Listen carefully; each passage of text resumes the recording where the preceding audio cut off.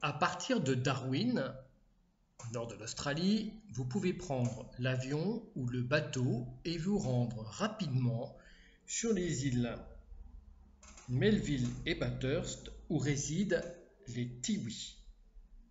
Les Tiwi ont développé un art singulier, essentiellement fondé sur la cérémonie du Pukumani, un rituel de dessin.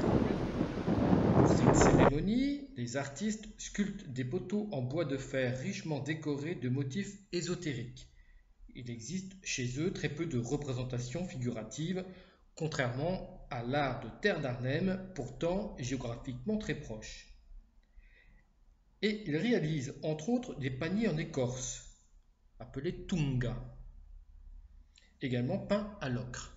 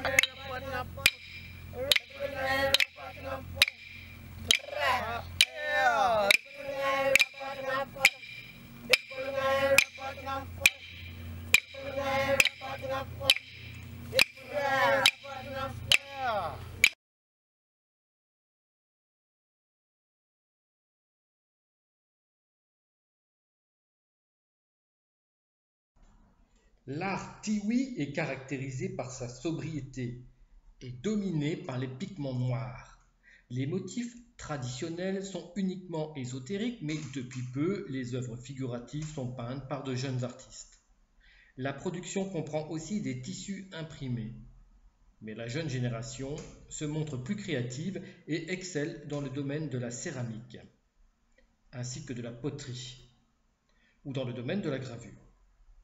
Les sculptures en bois de fer peuvent s'avérer très intéressantes, mais sont sujettes à une systématisation un peu gênante.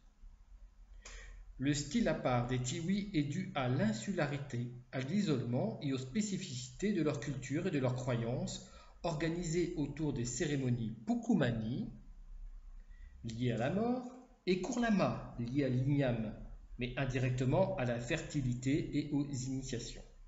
Là aussi, la palette est limitée. L'ocre jaune, qui paraît tirer vers l'or parfois, donne un marron brun une fois chauffé. Le noir et le blanc complètent cette gamme. Pas moins de 3 coopératives existent sur l'île Melville. Un exploit sur un aussi petit territoire. Mais chacune a sa spécialité. L'une imprime des tissus. Les autres se concentrent sur la sculpture, la grande tradition des Tiwi, la peinture, sur écorce, sur papier ou parfois sur toile, la gravure et parfois la poterie. Quelquefois, l'acrylique et ses couleurs acidulées remplacent les pigments et les motifs géométriques et ésotériques font place à des modèles plus figuratifs comme des oiseaux, mais il faut le reconnaître avec moins de réussite.